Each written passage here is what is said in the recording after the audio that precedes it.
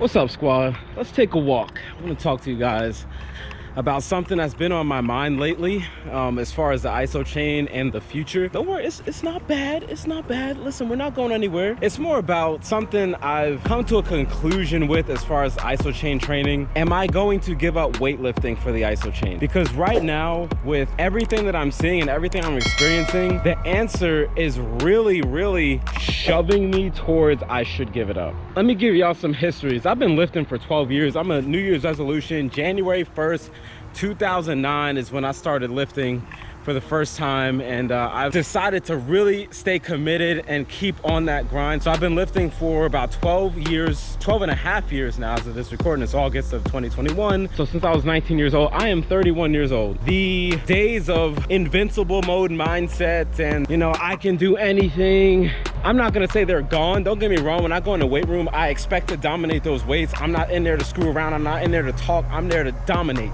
You feel me? You feel that fire just now? It's still there when I walk in, but it's a little different now. I'm not gonna hold you. I've had some injuries. Now I'm 31 years old. My prime should be in the next year to 2 years, and then it's a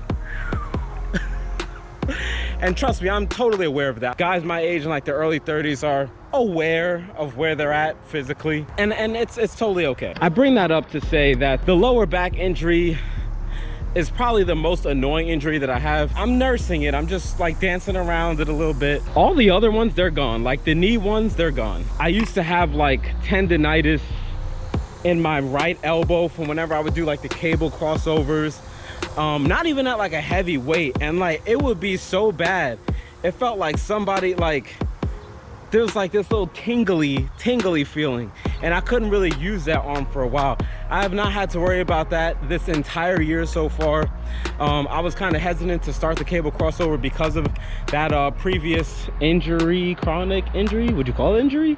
But it always came back when I did crossover, but it has not. So I know that my tendons and ligaments and connective tissues there, as well as just the muscle in general, has gotten significantly stronger with the Isochain.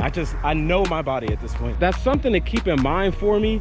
I don't feel like I'm really in a position to ever quit using the Isochain. I feel like that would be one of the dumbest fitness mistakes of my entire life at this point. As I do figure eights around my backyard, I've found out that the Isochain, there's been way too many benefits to using that piece of equipment, more so than resistance bands. I like using new things. I recently purchased the Kensui weighted vest that you see right here.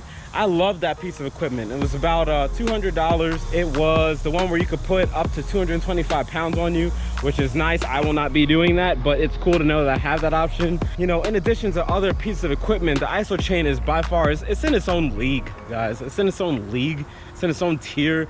The amount of results and the amount of strength and the amount of just gains in general, the hypertrophy as well, all that stuff has been, with not only myself but my clients, it's just proven itself time and again. You guys heard me say I probably sound like a broken record. Maybe that means it's true, who knows. Using the Isochain as a finisher for hypertrophy, as like a staple in my programming for weightlifting, I think that says a lot. I have so much faith in the Isochain that I've decided to put the Isochain in my actual weightlifting routine in the gym, and I use it now. The whole time mode for 20 to 45 seconds, set the number to here, and then try not to go underneath it and hear the beep each time. It is totally brutal, and I believe that yes, it totally belongs in our programs. If we're going for hypertrophy, strength hypertrophy, or whatever, I do believe yes, it does belong in it.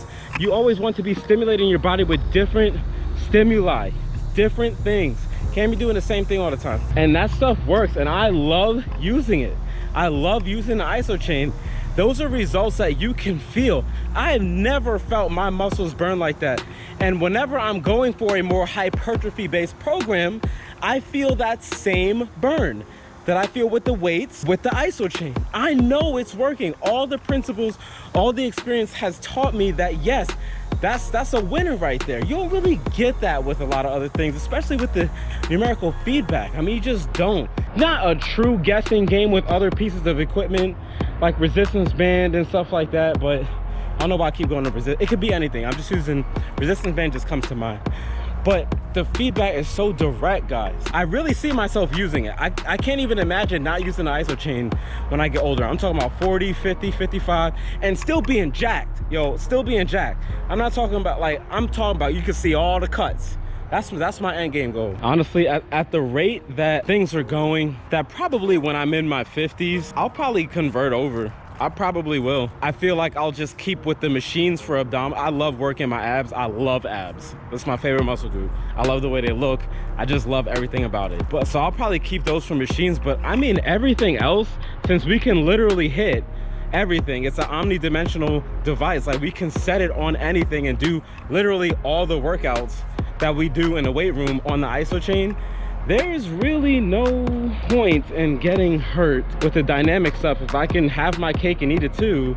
I don't know, does anyone else agree or feel the same? I just don't see the point in beating the living dog crap out of my body at 55, 60 years old when I don't have to, you know what I mean? Like, we're more subject to random stupid BS happening at older ages than younger, where we could just like snap right back into it and we're totally fine. Like, nah, when I'm like 65 years old, I don't want any bull crap to be happening. I want my strength, I want my fitness, but I don't want like stupid stuff. That anyone relate? The answer is yes. I probably will end up converting to 100% Isochain when I get older. For now, I'm gonna rock it out with the hybrid weightlifting, but yeah, probably. I mean, the results as of this recording has been 9 months of using Isochain. Dude, I'm sold. I'm sold. The results are there. My clients, I'm sold. So just wanted to share that with y'all. Isochain and fitness vlogging channel, so fitness vlog. All right, guys, thanks for watching. If you enjoyed the video, you want to see more content like this, any questions for me personally with the Isochain, thoughts, feelings, whatever, type them down below. What you're thinking, I might have thought, or other squad members have also thought about that very same question. And if you're not yet part of the squad, hit that subscribe button. Come join the Isochain squad with us. We'll see you in the next one. Peace.